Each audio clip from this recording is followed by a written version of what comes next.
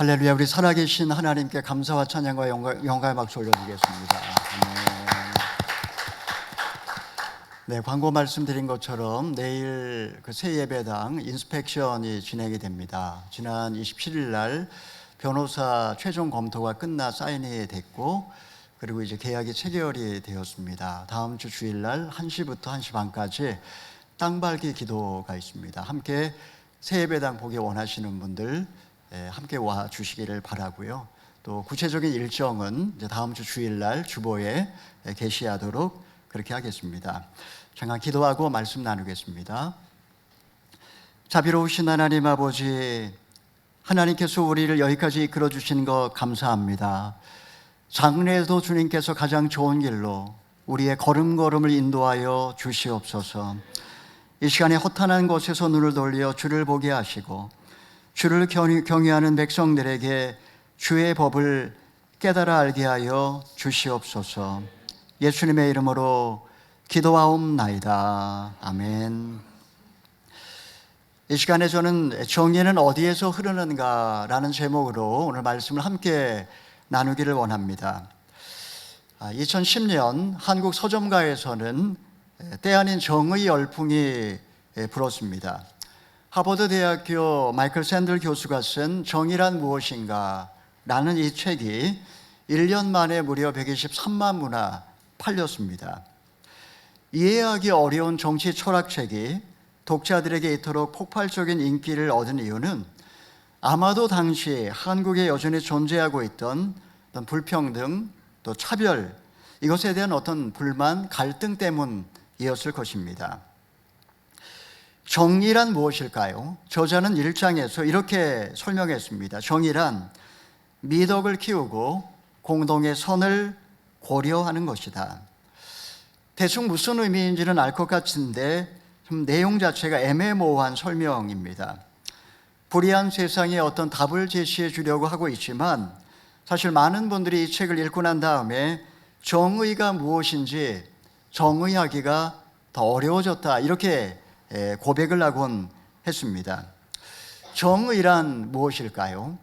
정의란 어디에서 흘러나오는 것일까요? 성경은 이것에 대하여 아주 간단 명료하게 이야기를 합니다. 성경은 정의를 크게 두 가지 단어로 이야기를 하는데, 하나는 제다카이고 다른 하나는 미슈파트입니다. 제다카는 하나님과 나 사이의 올바른 관계를 의미하는 것이고, 미슈파트는 이 세상에 이루어지는 정의를 뜻하는 단어라고 할 수 있습니다. 근데 성경에서는 항상 하나님과의 올바른 관계, 제다카가 맺어지면 미슈파트, 정의는 저절로 이루어진다라고 그렇게 말을 합니다. 그러니까 정의는 사회 구조를 바꾸고 제도를 만든다고 되는 것이 아니라 개개인이 하나님과의 올바른 관계를 맺어갈 때 그때 참 정의는 시작된다라는 말입니다. 그러니까 한마디로 말하면 정의란 하나님의 사랑에서 흘러나오는 공평함이다, 이렇게 표현할 수가 있겠습니다. 심리학자들의 연구에 의하면 은혜를 많이 받고 자란 어린이가 너그럽고 정의로운 사람이 될 가능성이 더 많다, 이렇게 보고 있습니다. 반면에 늘 지적을 당하고 비난받으면서 자란 사람일수록 정의로운 사람이 될 것 같은데 실제로는 반대로 옹졸하고 불의한 사람이 될 위험성이 높다, 이렇게 이야기합니다. 왜 그럴까요? 정의란 늘 언제나 사랑으로부터 흘러나오는 공평함이기 때문입니다. 오늘의 본문 말씀은 이스라엘 민족이 가나안 땅에 정착할 때 하나님의 백성들로서 지켜야 하는 세부 규정을 이야기하고 있습니다. 정의로운 세상을 기대하며 이집트를 탈출한 히브리인들이었지만 그들의 꿈과 이상은 현실의 벽에 가로막혀 버리고 말았습니다. 오랜 노예 생활로 내면이 병든 그들 서로 간에는 이미 거짓과 미움과 차별이라는 보이지 아니하는 그런 벽이 여전히 존재하고 있었던 것입니다. 모세는 출애굽 공동체가 지향해야 되는 정의로운 나라, 모든 사람이 평화롭게 공존하는 행복한 세상, 서로가 서로를 불쌍히 여기며 보듬어주는 따뜻한 공동체를 만들기 위해서 그들에게 아주 구체적인 그런 규정을 제시해 주었습니다. 이 시간에 우리는 하나님의 사랑에서 흘러나오는 그 정의를 가로막는 세 가지 장애물에 대하여 오늘 말씀을 통해 좀 살펴보기를 원합니다. 첫 번째는 거짓말입니다. 우리 1절에서 3절까지의 말씀을 읽어보겠습니다. 헛소문을 퍼뜨리지 마라. 악인들 편에 서서 악한 증인이 되지 마라. 군중을 따라 악을 행하지 마라. 내가 법정에 서서 증언을 할 때 다수의 편에 서서 공의를 그르치는 일이 없게 하여라. 또 가난한 사람이라고 해서 편드는 일도 없도록 하여라. 하나님은 헛소문을 퍼뜨리지 말라고 그렇게 먼저 말씀하고 있습니다. 우리는 사소한 악성 댓글로 시작된 소문이 꼬리에 꼬리를 물고 급기야 한 사람의 인생을 송두리째 앗아가 버리는 끔찍한 사건을 종종 뉴스를 통해서 접하곤 합니다. 돌멩이를 던지는 아이들은 그냥 분풀이이거나 장난일지 몰라도 정작 그 돌에 맞아 죽는 개구리는 생사가 걸린 문제입니다. 또한 지금 본문은 다수결의 함정에 대해서도 지적을 하고 있습니다. 성경은 다수의 편에 서서 정의를 그르치는 일이 없도록 하라고 그렇게 당부하고 있습니다.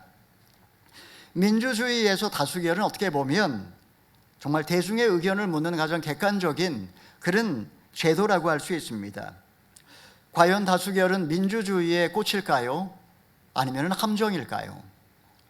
어떤 면에서 보면 다수결은 대화를 통하여 합의에 이르지 못한 그런 무능력의 표현이기도 하고, 많은 경우에 다수결은 어떤 대중 선동의 수단으로 이용될 때도 많이 있습니다. 뉴질랜드에 배심원 제도가 있습니다. 시민이 재판 과정에 참여함으로써 사법제도의 공정성을 기하려는 그런 제도라고 할 수 있습니다. 뉴질랜드 국민으로서 제비뽑기를 통해서 배심원으로 선정이 되면 만사를 제쳐놓고 우선적으로 참여해야 되는 국민의 의무가 이 배심원입니다. 어떤 사람이 몇 년 전에 본인의 비즈니스가 너무 바빠서 참여할 수 없다고 재판관에게 말했다가 10일간 징역형을 받은 일도 있었습니다. 그만큼 이 배심원의 의무는 국방의 의무처럼 아주 중요한 그런 국민의 의무입니다. 근데 배심원들은 만장일치로 판결을 내립니다. 만장일치가 되지 않으면 심리에 관여한 그 판사의 의견을 들은 뒤 다수결로 판결을 내립니다. 다수결이라고 해서 항상 진실은 아닙니다. 인간은 근본적으로 거짓에 쉽게 노출되어 있기 때문에 그의 말이나 그의 겉모습을 보고 사람을 판단하기 쉽고, 헛소문과 다수의 의견에 쉽게 휩쓸려서 잘못된 판단을 내릴 수 있는 위험성이 늘 언제나 존재하기 때문입니다. 한자로 법이라고 하는 그 글자를 풀어보게 되면 물수변과 갈것자 이 두 단어가 합성된 단어라고 할 수가 있습니다. 물이 지금 내려가고 있습니다. 물이 낮은 곳, 더 낮은 곳으로 흘러가 평평함을 유지하는 것처럼 법이라는 것은 항상 낮은 곳으로 흘러가 공정함을 유지해야 된다라는 그런 어떤 내용을 이 글자 안에 담고 있다라고 할 수가 있습니다. 문제는 법이 아무리 좋은 법이라 할지라도 법을 적용하는 인간의 그 욕심과 편견에 의하여 얼마든지 악용될 수 있고 왜곡될 수 있다라는 것이 문제입니다. 또 오늘 본문에 보니까 하나님께서는 가난한 사람이라고 해서 무조건 편드는 일에 대하여서도 금지하고 있습니다. 부자는 기득권자니까, 부르주아니까 무조건 가난한 사람들을 착취하는 악한 사람이다. 가난한 사람들은 사회적인 약자니까 우리는 무조건 그들을 보호해줘야 된다, 이런 논리도 정의를 왜곡시킬 수 있다라고 성경은 보고 있습니다. 왜냐하면 부자라고 해서 항상 악한 것도 아니고 가난한 자라고 해서 항상 선한 것도 아니기 때문입니다. 작년에 기생충이라고 하는 영화, 정말 많은 국민들 큰 감동을 준 그런 영화였습니다. 근데 이 영화를 보게 되면 아들 기택이 이렇게 말합니다. 그 집 사모님은 부자인데도 착해. 이렇게 말하니까 엄마가 이렇게 말합니다.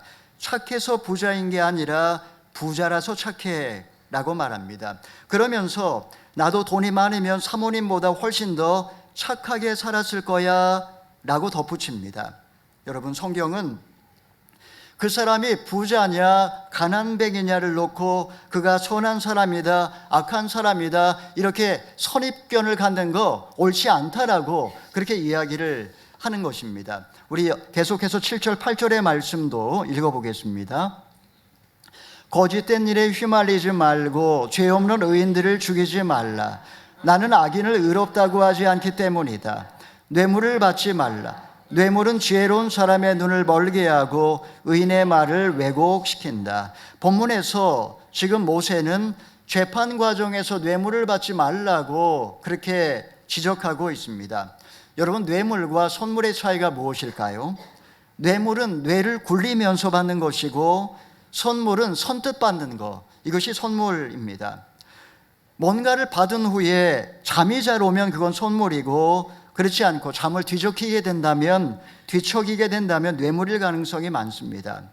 대가를 바라고 주는 것이 뇌물이고 그리고 정으로 주는 것은 선물입니다. 출애굽기 18장 21절을 보게 되면 모세의 장인인 이드로가 제안한 리더의 자격 요건으로서 몇 가지를 지적을 합니다. 리더가 되기 위하여 필요한 자질, 그는 이렇게 이야기합니다. 덕과 능력, 하나님에 대한 경외심, 참되고 거짓 없는 마음, 그리고 마지막으로 덧붙이는 것이 무엇인고 하니 부정직한 소득을 싫어하는 청렴한 태도.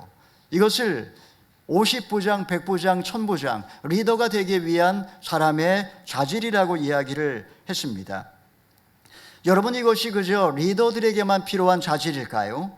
이스라엘이 정의롭고 평화로운 공동체가 되기 위하여 모든 백성들이 쫓아야 할 가치였던 것입니다. 열왕기하 5장에 보게 되면 나아만 장군이 문둥병에서 나은 후에 감사의 표시로 엘리사에게 은 10달란트와 금 6,000세겔, 옷 10벌을 바치는 장면이 나옵니다. 청컨대 당신의 종에게서 예물을 받으소서. 나아만 장군의 간청에도 불구하고 엘리사는 그 선물을 정중하게 거절을 하였습니다. 여러분, 이 정도의 예물이라고 한다면 오늘날 시세로 환산해서 얼마나 될까요? 북이스라엘의 오므리 왕이 세메르에게서 사마리아 성을 살 때, 한 성을 살 때 값으로 지불한 돈이 은 2달란트였습니다. 지금 엘리사가 받는 돈이 은 10달란트였으니까 엄청난 돈을 가져온 것입니다. 게다가 금 6,000세겔은 요즘 돈으로 환산하게 되면 약 300만 불 정도, 한 20억 정도 되는 그런 큰 돈이었습니다. 엘리사가 일확천금을 단호히 거절한 것을 보고 속이 상한 게하시가 나아만에게 달려가서 뇌물을 받았다가 그만 문둥병에 걸리고 말았습니다. 여러분, 이민 생활이 얼마나 빡빡한지 모릅니다. 돈 앞에 연약한 우리 인간들, 불의한 물질에 대해서 우리가 다짐해야 되고 또 다짐해야 되는 이유가 여기에 있습니다. 세상이 정의로워지기를 우리는 바라면서도 정작 불의한 세상에 나 자신은 저항하려고 하지 않습니다. 때로 거기에 편승하여 적당히 타협하고 모르는 채 하는지도 모릅니다. 주님은 우리가 이 불의한 세상 속에 정직하게 살 것을 다짐하고 있습니다. 가르치고 있습니다. 자, 하나님의 정의를 굽게 하는 두 번째 요소는 무엇일까요? 두 번째는 미움입니다. 우리 4절과 5절의 말씀을 읽어보겠습니다. 내 원수의 소나 나귀가 길을 잃은 것을 보면 반드시 주인에게 데려다 주어라. 내가 만약 너를 미워하는 사람의 나귀가 짐이 너무 무거워 주저앉아 있는 것을 보면 거기 그냥 놔두지 말고 반드시 도와 일으켜 주어라. 만일 내가 이웃의 잃어버린 소를 발견했다면 주인에게 돌려주고 길에 넘어진 그 나귀를 봤다면 일으켜 주는 것, 이것이 어떻게 보면 인지상정이라고 이야기할 수가 있습니다. 그런데 문제는 그것이 만약에 원수의 소와 나귀라면 상황이 조금 달라집니다. 소를 몰래 끌어다가 잡아 먹어버리거나 넘어진 나귀를 발로 차 버릴 수도 있습니다. 그렇게 하지 않더라도 그냥 못 본 채 그냥 스쳐 지나갈 수도 있을 것입니다. 어떻게 보면 이것이 인간의 그냥 자연스러운 감정이라고 이야기할 수 있습니다. 인간은 원수를 징벌하는 것, 이것을 정의라고 그렇게 이야기를 하지만 성경에서는 원수를 징벌하는 것이 정의가 아니라 사랑에 기초한 공평함, 이것이 정의라고 이야기합니다. 만약에 원수에게 소를 돌려주고 나귀를 일으켜 준다면 그것을 계기로 원수와의 관계 회복이 시작되지 않을까요? 인생의 고난 앞에 우리 모두 다 사실은 연약한 인간들일 뿐입니다. 내가 그를 도와주었다면 인간의 탈을 쓰고 양심의 가책을 느끼지 않겠습니까? 이게 또한 인간이기도 합니다. 선한 사람과 악한 사람이 따로 있다. 여러분, 이것은 역사만큼이나 오래된 거짓말입니다. 우리가 이민 생활하면서 중국 사람들에 대한 그런 어떤 선입관이 있습니다. 중국 사람들은 나쁘다. 인도 사람들은 더 나쁘다. 뭐 이런 말은 사실 거짓말입니다. 세상에 완전히 선한 사람도 완전히 악한 사람도 존재하지 않습니다. 사실 내 안에도 나 자신도 선과 악으로 똘똘 뭉쳐진 존재이기 때문에 얼마든지 천사가 될 수 있는 가능성과 악마로 살아갈 수 있는 위험성이 내 안에도 존재한다라는 것입니다. 1960년대 마틴 루터 킹과 말콤 X는 인종차별에 맞서 싸운 대표적인 흑인 인권 운동가였습니다. 두 사람 모두 다 목회자의 아들로 태어나서 끔찍한 인종차별과 학대를 경험을 했습니다. 그들은 불의한 시대에 저항하다가 거의 비슷한 시기에 총에 맞아 죽었습니다. 이런 공통점에도 불구하고 두 사람이 추구하는 삶의 방향은 전혀 달랐습니다. 1963년 마틴 루터 킹이 알라바마주의 한 침례교회에서 행한 설교에서 그는 다음과 같이 말했습니다. 오늘 버밍햄은 암흑의 날이었습니다. 우리는 호의와 선의와 비폭력을 향한 결심으로 그들에게 맞서야 합니다. 아무리 어렵더라도 우리는 증오가 사랑과 만나게 해야 합니다. 비록 백인들이 비열하게 나올지라도 그는 품위 있게 비폭력으로 저항하다가 총탄에 맞아 죽고 말았습니다. 반면에 말콤 X는 같은 해 이렇게 연설을 했습니다. 당신이 가난한 것은 우연이 아닙니다. 백인들이 꾸민 일입니다. 당신은 우연히 마약 중독자가 된 것이 아닙니다. 백인들이 그렇게 만들었습니다. 미국에서 당신의 삶 속에 우연히 된 일은 아무것도 없습니다. 지금 한 사람의 마음에는 용서와 사랑이 흐르고 있고 또 한 사람의 마음에는 적개심과 복수가 불타고 있습니다. 오늘날 정의를 외치는 사람들이 많이 있지만 왜 세상은 변하지 않을까요? 그들의 주장이 맞는 말이긴 하지만 사랑과 용서에서 흘러나온 말이 아니기 때문입니다. 참된 정의는 사랑에서 시작되어야 하고 사랑에 기초하지 않은 정의는 아무리 옳은 말이라 할지라도 오히려 그 말 자체가 파괴적일 수 있다는 겁니다. 세상은 오직 사랑에서 흘러나오는 정의로만 변화될 수 있습니다. 여러분, 우리는 평화와 행복을 원하지만 매일 마주쳐야 하는 사람과 적극적으로 화해를 모색하지는 않습니다. 마음에 미움이 있다면 결코 하나님의 나라가 내 안에 이루어지지 않습니다. 주님은 예배 드리는 것보다 더 중요한 것, 먼저 관계의 회복을 위해 노력하라고 말씀하셨습니다. 혹시 지금 내 마음에 누군가를 향한 불편함이 있지 않습니까? 꼭 먼저 찾아가서 푸시기를 바랍니다.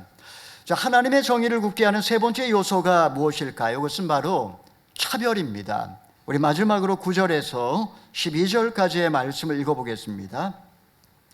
이방 사람을 억압하지 마라. 너희도 이집트 땅에서 이방 사람들이었으니 이방 사람의 마음을 잘 알 것이다. 내가 6년 동안은 내 밭에 씨를 심고 수확하되 7년째에는 땅을 쉬게 하고 그대로 놔두어 내 백성들 가운데 가난한 사람들이 그 밭에서 먹을 것을 얻게 하고 그들이 두고 간 것을 들짐승들이 먹게 하여라. 내 포도원과 올리브 농장도 이런 식으로 하여라. 너는 6일 동안 내 일을 하고 7일째 날에는 일하지 마라. 그래야 내 소와 나귀도 쉬고 내 여종과 아들과 이방 사람도 새 힘을 얻게 될 것이다. 외국에서 이방인으로 사는 일이 쉬운 일일까요? 우리도 피부로 느끼고 있지만 늘 보이지 않는 냉대와 차별이 존재하기 마련입니다. 이스라엘 공동체에서 그들의 언어가 다르고 문화가 다르다는 이유 때문에 그 안에 천한 일을 하며 차별을 받으며 사는 그런 소수민족이 있었다라는 것입니다. 아무리 우리가 뉴질랜드에서 영주권을 받고 오래 살았어도 1세대들은 아무래도 이곳은 타향일 뿐입니다. 모세오경을 보게 되면 하나님께서는 누구도 돌아보지 아니하는 이방인들에게 특별한 관심을 갖고 계셨습니다. 그들이 사회적 소수로서 두려움이나 굴욕감을 느끼지 않고 살 수 있도록 하나님은 그들에 대한 대책을 마련해 주셨습니다. 또한 하나님께서는 이방 사람뿐만 아니라 공동체 내의 사회적 약자들이 소외되고 굶주리지 않도록 제도적인 장치를 또한 만들어 주셨습니다. 본문에 보니까 곡식을 수확할 때 소외계층을 위해 모퉁이를 추악하지 말고 땅에 떨어진 이삭도 줍지 말라고 하셨습니다. 3년마다 고아와 과부와 이방인을 위하여 11조를 또 떼서 드리라고 했습니다. 50년마다 신년제도를 통해서 노예로 팔린 자에게 해방과 자유를 선포하셨고, 토지 역시 50년이 되면 원래 주인에게 돌려줌으로써 처음부터 다시 시작할 수 있도록 기회를 주셨습니다. 또 7년째가 되면 땅도 쉬게 했고, 저절로 난 곡식은 가난한 사람의 몫으로 남겨두라고 하셨습니다. 6일 동안 열심히 일한 뒤에는 반드시 하루를 쉬라고 하셨는데, 이는 단지 예배를 위해서 쉬라는 것이 아니라 가난한 노동자들뿐만 아니라 말 못하는 짐승조차도 하루를 쉴 수 있도록 배려하신 것입니다. 여러분, 동물보호법이라든가 근로기준법, 최근에 근대사회에서 만들어진 법이라고 하지만 3,500년 전에 이런 법이 존재한다라는 것 사실 자체가 놀라울 뿐입니다. 여러분, 우리가 어떻게 하면 공동체 좀 더 온기로 가득한 곳으로 만들 수가 있을까요? 우리 안에 남아있는, 내 마음에 여전히 남아있는 거짓과 미움과 차별을 걷어내는 것으로부터 시작되어야 합니다. 서로가 거짓 대신에 진실을 말하고 얼굴을 돌려 외면하는 대신 화해의 손길을 내밀며 나와 다른 사람을 차별하는 대신 그들을 안아주고 포옹할 때 그곳으로부터 진정한 정의는 시작이 되는 것입니다. 사랑하는 여러분, 욕심에 매여 늘 나만을 위해 살 수밖에 없는 천박한 인간이기에 우리는 어찌 보면 한순간도 은혜 없이는 살 수 없는 그런 존재들입니다. 지금 내 안에 거짓과 미움과 차별의 마음이 조금이라도 남아있다면, 그것이 지금 나를 곤고하게 하고 불행하게 만든다면, 그것이 내 영혼을 막아버리고 생명력을 고갈시키고 있다면 누구보다도 지금 나에게 하나님의 은혜가 필요합니다. 사랑하는 성도 여러분, 세상이 정의로워지기를 기대하면서도 불의한 세상에 적당히 타협하며 그냥 그저 불신자처럼 그렇게 살고 있지는 않습니까? 따뜻한 공동체를 원하면서도 내가 먼저 손을 내밀지 않고 자존심과 욕심으로 주변을 차갑게 만들고 있지는 않습니까? 정의는 오직 하나님의 은혜로부터 흘러나오는 것입니다. 우리 모두 다 주님의 값없이 베풀어 주신 그 은혜를 덧입고 함께 더불어 아름다운 행복한 공동체를 함께 만들어 가실 수 있기를 주님의 이름으로 축원합니다. 아멘. 이 시간에 함께 말씀에 의지하여 기도하기 전에 찬양하기를 원합니다. 은혜 아니면 살아갈 수가 없네. 호흡마저도 다 주의 것이니 세상 평안 위로 내게 없어도 예수, 오직 예수뿐이네. 우리 가사의 의미를 생각하며 또 하나님이 오늘 우리에게 주신 이 말씀을 마음에 새기며 함께 결단의 찬양을 부르겠습니다.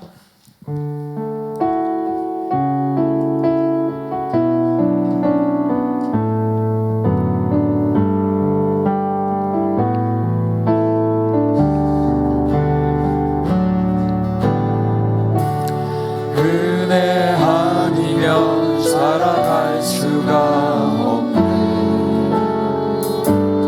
모음마저도 다 주의 것이니 세상 평안과 위로 내게 없소로. 예수 오직 예수뿐이네.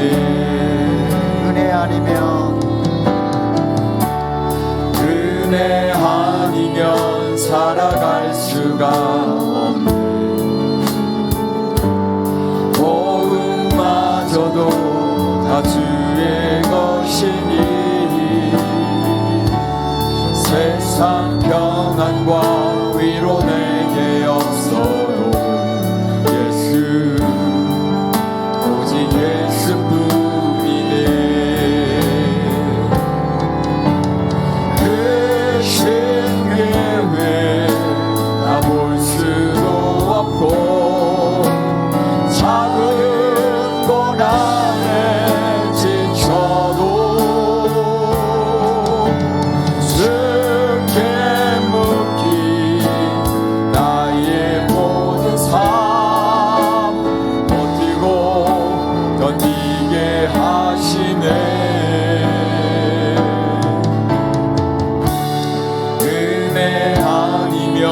살아갈 수가 없네.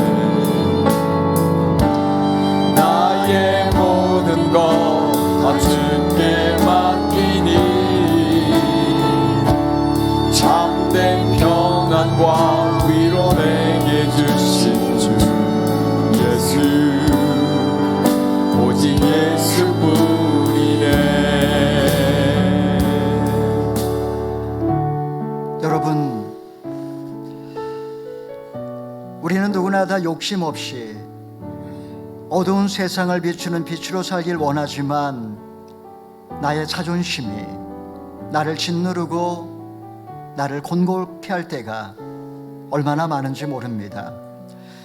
내 입술로는 옳은 말을 하고 있지만 가슴에는 사랑이 없고 내가 먼저 사랑을 베풀기보다 사랑이 없다고 원망하고 있지는 않습니까? 우리는 은혜 없이는 한순간도 살아갈 수 없는 연약한 존재들입니다. 값없이 베풀어 주신 주님의 은혜를 기억하고 하나님 아버지 날마다 주님의 은혜로 살아가게 하시고 주님이 나를 불쌍히 여긴 것처럼 서로가 서로를 불쌍히 여기며 함께 보듬어 안는 그런 공동체를 함께 세워갈 수 있도록 주님 도와주시옵소서. 주님, 우리의 가정과 우리의 교회와 우리의 사회에 이런 하나님의 공의가 강물처럼 흐르는 그런 나라가 될 수 있도록 아버지 하나님이여 도와주옵소서. 우리 나 자신을 위하여 주님의 은혜를 구하며 간절하게 주여 한번 외치고 기도하겠습니다. 주여, 크신 계획 하나님의 시간에 주님 은혜가 우리에게 필요합니다. 살아계신 하나님 아버지, 하나님 아버지 욕심 없이 세상에 빛을 증거하는 존재가 되기를 원하지만 하나님 아버지, 우리는 나의 자존심 때문에 나의 욕심 때문에 하나님 불행을 선택할 때가 얼마나 많은지 하나님 아버지, 내 안에 남아있는 욕심과 미움과 차별 이 모든 것을 걷어내게 도와주시옵시고 하나님 아버지, 다른 사람을 내 안에 품어주고 하나님 아버지를 통해 하나님이 꿈꾸신 공동체를 이 땅 가운데 만들어갈 수 있도록 아버지 하나님이여 도와주시옵소서. 나의 가정이 우리 교회가 이 세상 가운데 하나님의 권위가 강물처럼 흐르는 나라를 만들어갈 수 있도록 아버지 하나님이여 도와주시옵소서. 하나님 아버지, 정의를 말하면서도 불의에 저항하지 않고 세상 풍조에 적당히 타협하며 살아왔습니다. 따뜻한 공동체를 원하면서도 먼저 이웃과 화해를 모색하지 않았습니다. 나의 자존심과 욕심이 주변을 차갑게 만들면서도 저들에게 사랑이 없다고 말하곤 했습니다. 주님, 우리 모두 다 은혜 없이는 한순간도 살아갈 수 없는 연약한 존재들인 것을 고백하오니 주님이 이곳에 주님 자비를 베풀어 주시옵소서. 주님이 우리에게 은혜를 주신 것처럼 서로가 서로를 불쌍히 여기며 주님이 꿈꾸셨던 가정과 교회와 이 세상을 함께 만들어갈 수 있도록 역사하여 주시옵소서. 예수님의 이름으로 기도하옵나이다. 아멘.